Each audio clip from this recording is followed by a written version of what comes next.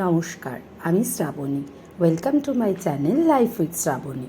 আজ আপনাদের জন্য নিয়ে এসেছি সানডে স্পেশাল মাছের রানী ইলিশ মাছের কাঁচা লঙ্কা দিয়ে পাতলা ঝোল। মাত্র 3 থেকে 4টে উপকরণ দিয়ে খুব কম সময়ে চটজলদি এই রেসিপিটি তৈরি হয়ে যায়।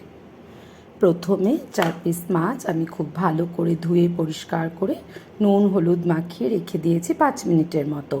ভিডিওটি স্কিপ না করে পরপর প্রতিটা স্টেপ ফলো করলে আপনিও বানিয়ে নিতে পারবেন ইলিশের পারফেক্ট পাতলা ঝোল, যা স্বাদে গন্ধে অতুলনীয়।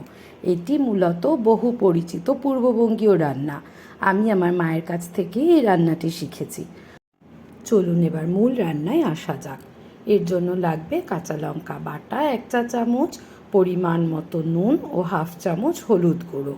এই কাঁচা লঙ্কা বাটা, নুন ও হলুদের এই মিশ্রণটা একটা বাটিতে জল দিয়ে গুলে একটা মিশ্রণ তৈরি করে রাখতে হবে। এটাই এই রান্নার মূল উপকরণ। এবার একটা কড়াই ভালো করে গরম করে তাতে 1 চা চামচ সর্ষের তেল দিয়ে তেলটাও ভালো করে গরম করে 1/2 চা চামচ কালো জিরে ফোড়ন দিয়ে ওই গুলে রাখা কাঁচা লঙ্কা হলুদ নুনের মিশ্রণটি ভালো করে কড়াইয়ে ঢেলে কড়াইটি ভালো করে ঘুরিয়ে একটু মশলাটা কষিয়ে নিতে হবে। এই রান্নাটি শুরু থেকে শেষ পর্যন্ত গ্যাসের ফ্লেম কমিয়ে কড়াইয়ে ঢাকনা দিয়ে ধিমে আঁচেই করতে হবে।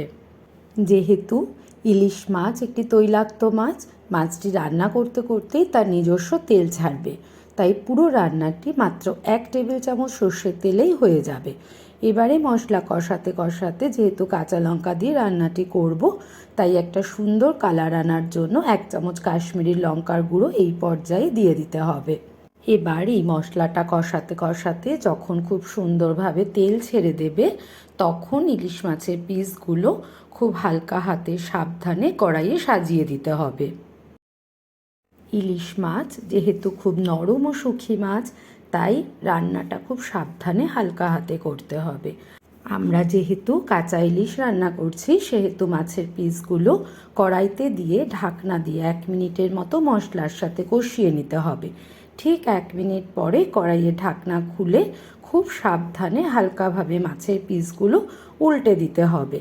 আবার 1 মিনিটের মতো কড়াইয়ে ঢাকনা দিয়ে মাছের পিসগুলো মশলার সাথে এভাবেই কষাতে হবে।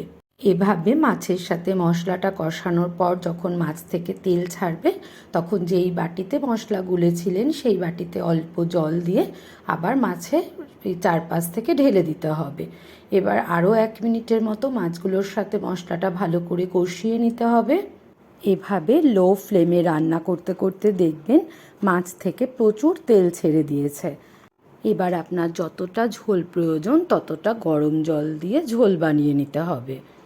কাঁচা ইলিশের এই রেসিপিটি যদি আপনাদের ভালো লাগে, তাহলে এই বর্ষায় অবশ্যই একবার বানানোর অনুরোধ রইল। এবার 1/2 চামচের মতো কর্নফ্লাওয়ার গুঁড়ো বা ময়দা ঠান্ডা জলে গুলে কড়াইয়ে 4 থেকে ঢেলে দিতে হবে এবং ফুটিয়ে নিলে ঝোলটা একটু ঘন হয়ে যাবে। সব শেষে 5 মিনিটের মতো গ্যাসের ফ্লেম লো করে কড়াইতে ঢাকনা দিয়ে মাছটি রান্না করে নিলেই আপনার পারফেক্ট ইলিশের পাতলা ঝোল রেডি হয়ে যাবে।